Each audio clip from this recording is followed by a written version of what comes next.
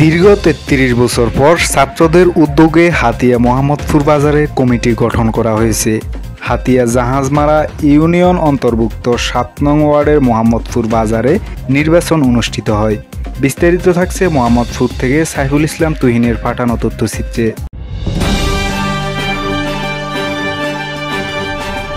Hatiya new, সারা দেশের কথা সব সময়।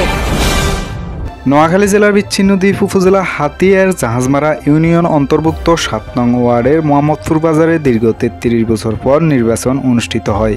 মোহাম্মদপুর বাজারে গত ২০২০ সাল থেকে দীর্ঘ ৪ বছর যাবৎ বিশেষ করে ওয়াশরুম, জলবদ্ধতা সহ বিভিন্ন সমস্যা পার করে আসছেন। বৈষম্য ছাত্র আন্দোলনকে কেন্দ্র করে সারা দেশে সংস্কারের কাজ শুরু করেছে সাধারণ শিক্ষার্থীরা। ১০ আগস্ট বিভিন্ন সমস্যা শোনার পর প্রথমে বাজার কমিটি গঠন করার সিদ্ধান্ত নেয় তারা। ১১-১২ আগস্ট প্রার্থীদের ফরম সংগ্রহ করার সিদ্ধান্ত নেয় ছাত্ররা।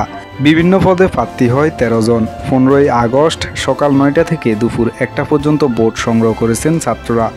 উক্ত নির্বাচনে সকল দায়িত্ব পালন করেছেন সাধারণ শিক্ষার্থীরা। এর মধ্যে প্রধান নির্বাচন কমিশনার, প্রিজাইডিং অফিসার ১ জন, পোলিং অফিসার ছিলেন ৫ জন এবং প্রত্যেক প্রার্থীর জন্য ১ জন করে এজেন্ট নিয়েছেন। প্রধান নির্বাচন কমিশনার মোহাম্মদ ফারুক উদ্দিন বিজয়ীদের নাম ঘোষণা করেন। আব্দুল মতিন ডুবাই, নবীন সভাপতি রাশেদ উদ্দিন, নবীন সহসভাপতি মিরাজ উদ্দিন, নবীন সেক্রেটারি শামীম উদ্দিন, নবীন সহ সেক্রেটারি মোহাম্মদ বেলাল উদ্দিন, নবীন কেশিয়ার। বিজয়ী মিছিলের পর নবীন সভাপতি আব্দুল মতিন বলেন, সকল বিষয়ে বাজারের সবার সাথে মিলেমিশে ঐক্যবদ্ধ হয়ে সকল সমস্যা সমাধান করার জন্য আশ্বস্ত করেছেন।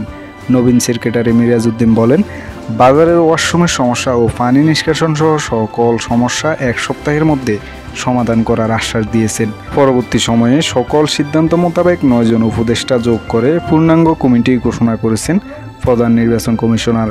আপনি কি হাতিয়া নিউ চ্যানেলে নিউজ পাঠাতে চান? তাহলে এক্ষুনি আমাদের হোয়াটসঅ্যাপ নাম্বারে মেসেজ করুন 01830996504। হাতিয়া নিউ, সারা দেশের কথা সব সময়।